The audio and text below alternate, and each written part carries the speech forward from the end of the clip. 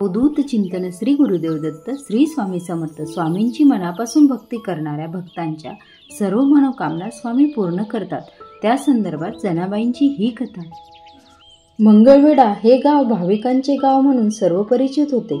गावात सर्वत्र भक्तिमय वातावरण होते। जगज्जेठी श्री स्वामींच्या रहिवासामुळे गावकऱ्यांच्या भक्तीला आणखीनच बहर आला होता। मंगळवेढ्यापासून दरवर्षी आषाढीची वारी जायची। त्या दिंडीत असंख्य भक्त वारकरी सहभागी होत असत। टाळ मृदुंगाच्या गजरात दिंडी पंढरपूरला जात असे। त्या गावात जनाबाई नावाची वयोवृद्ध भाविक होती।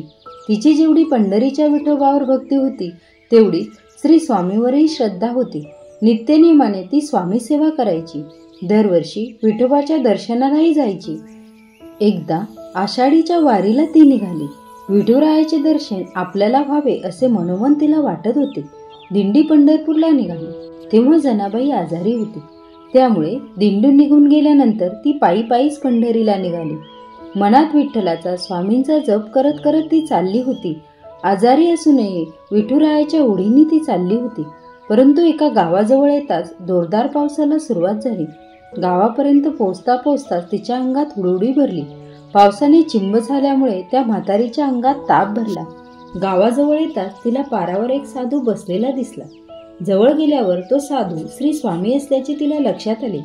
तिथे त्यांच्या पायावर लोटांगण घातले आणि आपण पंढरपूरला विठुरायाच्या दर्शनाला जात असल्याचे सांगितले।